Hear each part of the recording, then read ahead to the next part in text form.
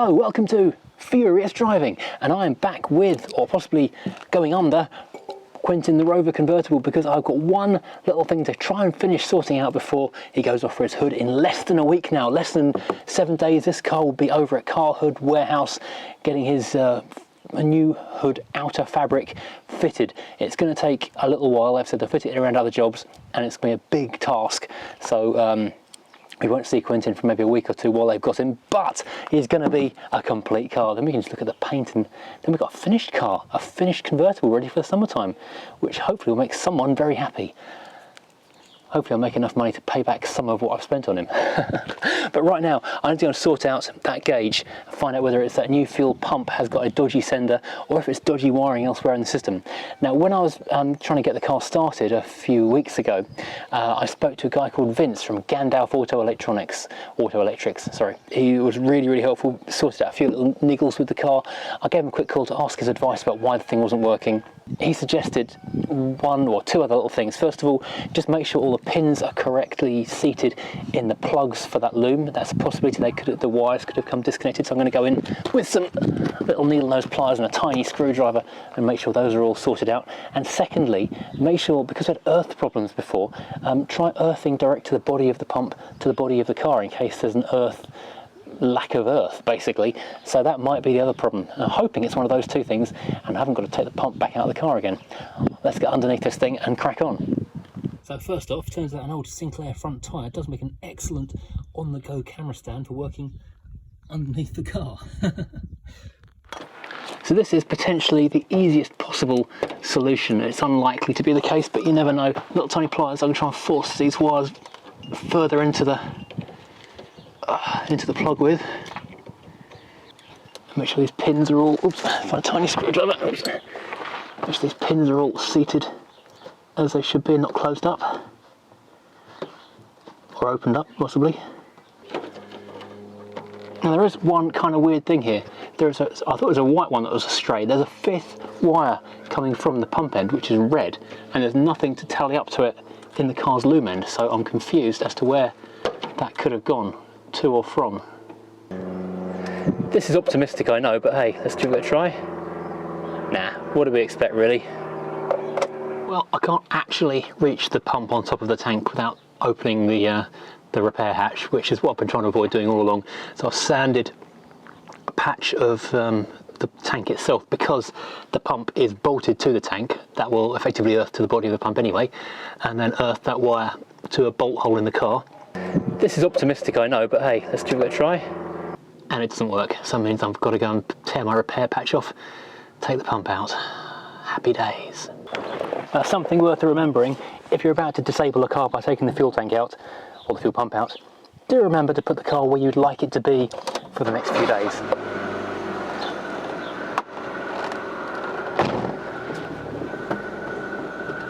So here we have the pump removed yet again from the car. This is the sender unit, this is the float, and this is the little, I don't know what you call it, rheostat resistor unit that moves up and down and should be doing something. So let's turn the power on and see what happens.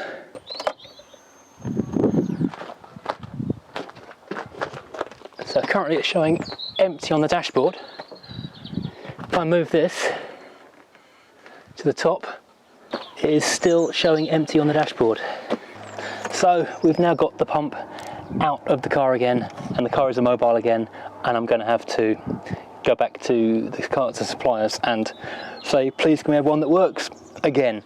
Well, when initially I cut a hole in the floor, I was really berating myself for doing it the bodgy way, doing it the bad way rather than actually dropping the tank, which was proving to be an absolute nightmare.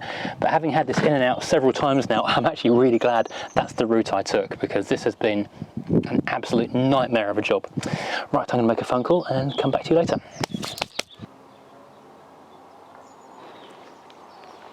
Well, this bit's happening in between taking the old fuel pump off and waiting for the new one to arrive, because it won't be here till Monday. But in the meantime, James from Nitro Sylvia has actually come up trumps with a new bonnet for Quentin. He also supplied the headlamp for it a little while ago as well. It probably looks not too bad on camera, but we get close. It's had a not great blowover paint job in the past, which is, it looks like little spots of dust on the car.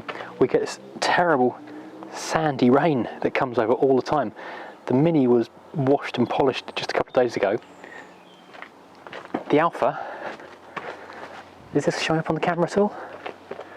Yeah, the Alpha hasn't moved since the beginning of February, and yet it is absolutely filthy.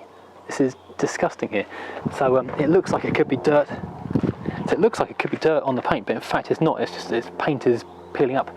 Same as on the top of this wing here. I think this has been repainted, but also it doesn't really show in the camera too much, but it is blistering really badly all along the front. Let me open the bonnet and show the inside.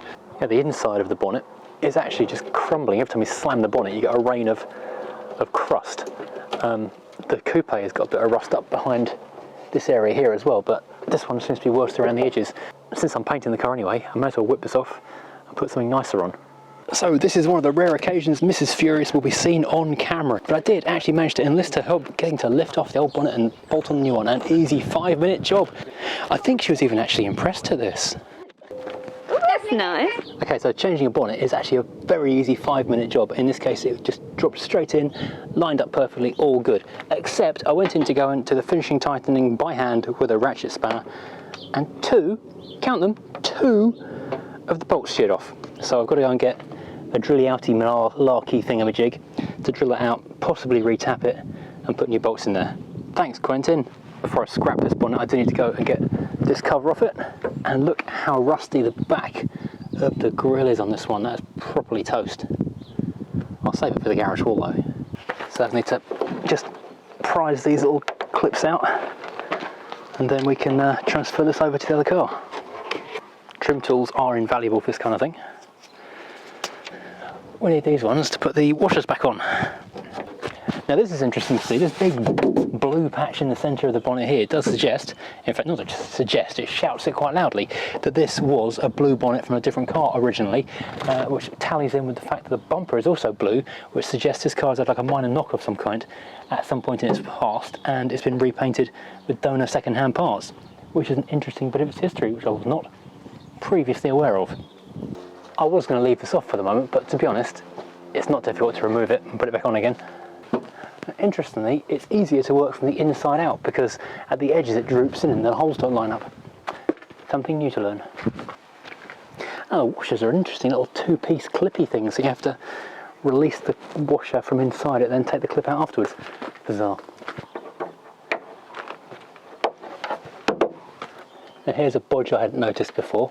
The end of this particular nozzle had broken off, so someone has cable tied a bit of fuel line to the right side, a bit of hose, so it'll just slide on there.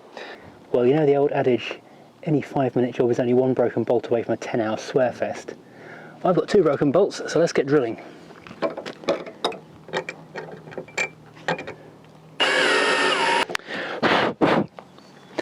So I'm very grateful to the patrons and actually this channel member, Super Chat, that I think bought this the other day. So I just went and salvaged the old grille off the previous bonnet, have a nice little garage wall ornament because the back of it is too rusty to put back on a car, and of course another bolt sheared off that as well. Yeah, oh well, it looked nice on the wall. It does rattle a lot though.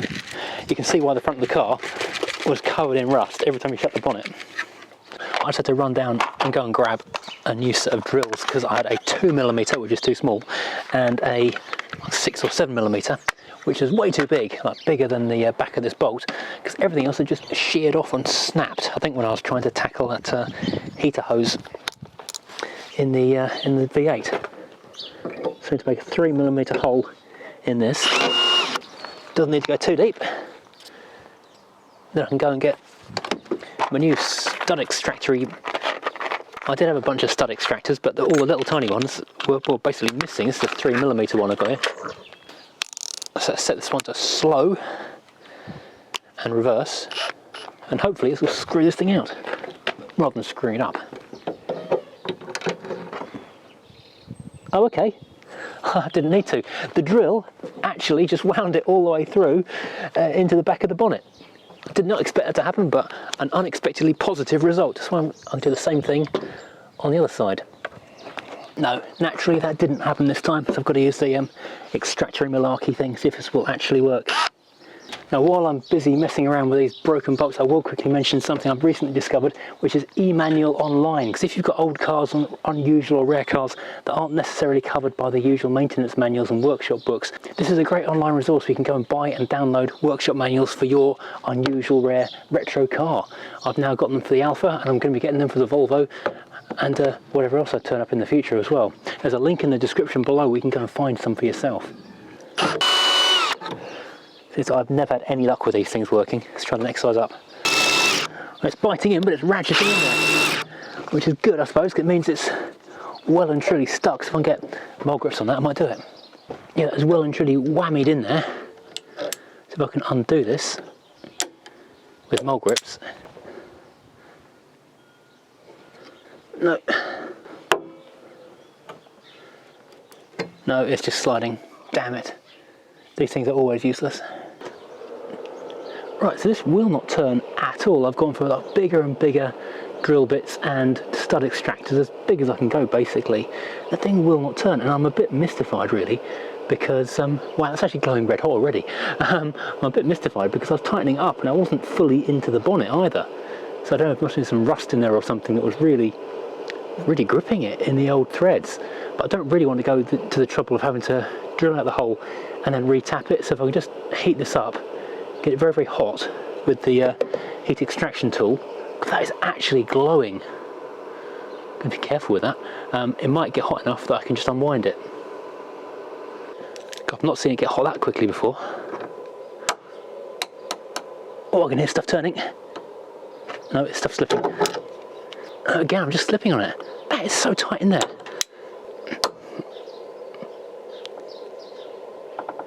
There we go, it's turning, actually, finally it's turning. So I'm going to shear the stud extractor off and have to go and get a stud extractor. No, it's twisting, the thing is actually twisting. The stud extractor got so hot, it is now twisted and bent. It's like a spiral down its entire length. So I think I will be drilling this out and retapping it. Wow, can you see that actually glowing hot? That's insane how fast that is. I mean, can you imagine how long that would take if I was doing it with a blowtorch? There's a link to these things in the description below. They are awesome. That's turning easy this time.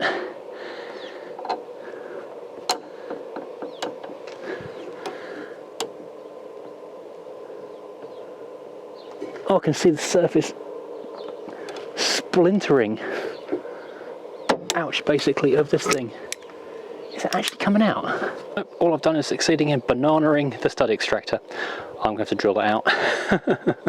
Well, amazingly, it's come free. I went in with a tap and die, or tap, sorry, to go in and try and make an M6 size thread into the remains of the old bolt because it was so welded in there. And that was what finally freed it off. And I was able to poke the remains of that stud through the back, so I can now, like on the other side, steel this middle wing bolt and get the bonnet on fixed properly, and then I can go and talk to someone in the club because a few of these cars R8's being broken, so I can nick one of those, a few bolts off them for spares, and done. What's the betting that won't open again? Now, you may have seen the Alfa video the other day when I had a flat battery on this thing yet again. Well, this is a 4-year warranty battery. I wasn't sure if I had a receipt for it anymore or not. Luckily, Alfa would email you the receipt. So I was able to, how did this come out? I was able to take the dead one back to the Alfa's last night and get a new one, which won't go back in the car. Well, it came out, it must go back in. There we go.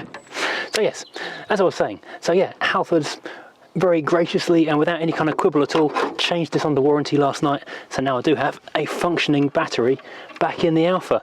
Now these terminals do look a little bit meh, so before I connect this up properly, I won't bother doing this on camera, it's a bit boring. I will take these terminals apart, give them a really good clean up, and my new charger did also come with like a permanently wired adapter, so you can not use crocodile clips, just plug it straight in. As this car did seem to be draining itself a bit in the past, I will do that option as well. So yay, score one more for the Alfa. Well, it's now Monday morning and this, plugged in under the car, is a shiny new pump again.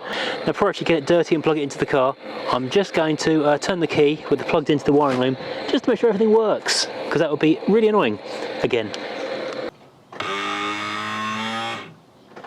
There was a noise. Number 2, just want to make sure, I just leant this over slightly to the side, whoops, so I can activate the floating arm. And we've got half a tank of petrol. So yes, need to insert this thing back into the tank, carefully obviously, and then finally we've got a working car again. Yay! Now the moment of truth, it is plugged in again. Let's see what happens when I turn the key. Pump makes noises.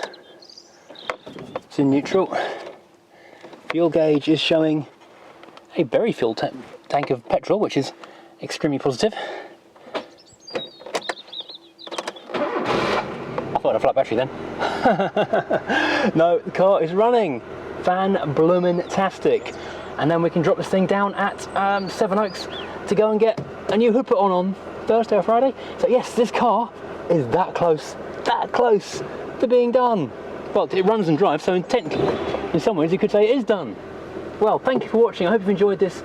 Yet another 20 minutes, half an hour of foolish faffing with this ridiculous pile of filth. I don't know, I'm running out of alliteration words I could say on camera. Right, thanks for watching. As usual, please do hit like and subscribe, because that makes a massive difference to YouTube currency. And I'll see you again next time with another car, probably, which might work and not break. I don't know. Take care, everyone.